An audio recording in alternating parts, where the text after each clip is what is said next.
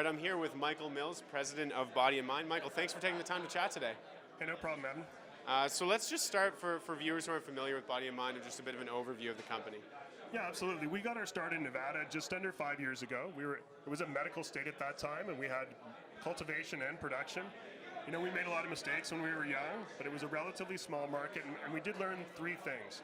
And I think one of the biggest things we learned was medical markets were opening in other parts of the country. So we started putting in low-cost license applications in places like Ohio, where we won.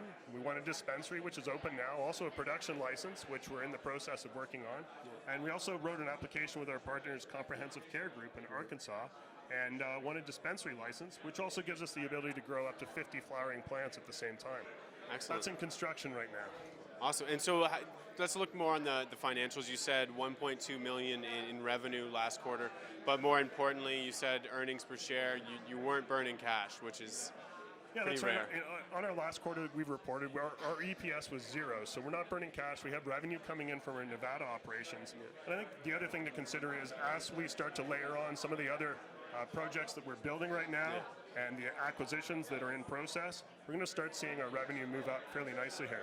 Awesome. And so for investors interested in the story and just wanted to track the process, what are some of the key milestones coming up for you guys to understand that things are going kind of as planned? Yeah, that's a great question. So we have 3 construction projects on the go right now. In Nevada, we're moving into a new production facility. That's going to give us about 8 times more square footage than where we are right now. That'll allow us to do a couple things. It'll allow us to make the products that we're already making, oils, extracts, edibles. We have about 70 different products that we produce in Nevada. And it's also going to allow us to increase the number of people that we can do license deals with. And I don't think it's a secret to anyone that people like to build brands in Nevada. And we're working with some of the great license partners. We do all the oil filling for G-Pen right now. And we're working on a number of license deals that are going to be facilitated through a larger production facility. One of the other construction projects that we have going on is a dispensary in San Diego that's part of the GDLH deal. And we'll own 60% of that. That's ongoing right now. We expect that to be open in Q1 2020.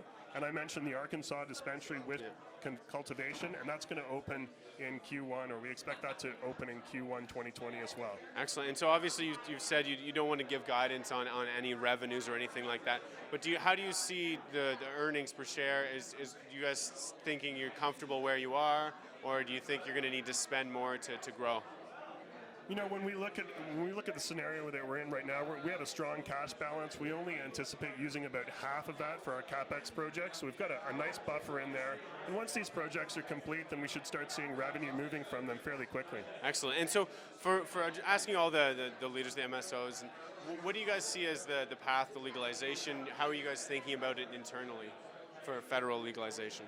Yeah, you know, it's really anyone's guess, and I don't really like to speculate what's going to happen with federal legalization. I think at this point, when you look at the polling numbers are fairly high, and it could turn into an election issue, or it could turn into an issue fairly quickly, especially when you've got as much support as we're seeing in some of the states. But I think you also have to look at, not just on a federal level, you need to look at a municipal level, and you need to look at a state level. And I mean, there's some states that we really thought were not going to go medical, that have gone medical. We've seen some states that have gone medical and gone, like Nevada, to adult rec very quickly. So, and then we're also seeing municipalities, places like California, where municipalities that really took a breather and said, you know what, we understand the municipality next door is going to go legal, but we're going to take a break and see how it goes. Right. And some of those are starting to open up as well. Excellent. Yeah, I guess everyone's always talking federal legalization, but there's so much more to it in the states, just on a state-by-state, municipality-by-municipality. There really is, and you know, one of our keys to success has been the low-cost license application writing process. We have a great team of application license writers. We're writing licenses in new states. We're writing licenses in new municipalities. What are some of the top states you're looking to pursue? You know, so we'll keep that under wraps for now. Okay, sounds good. Thank you very much for your time. Appreciate you chatting. No problem. Thank you.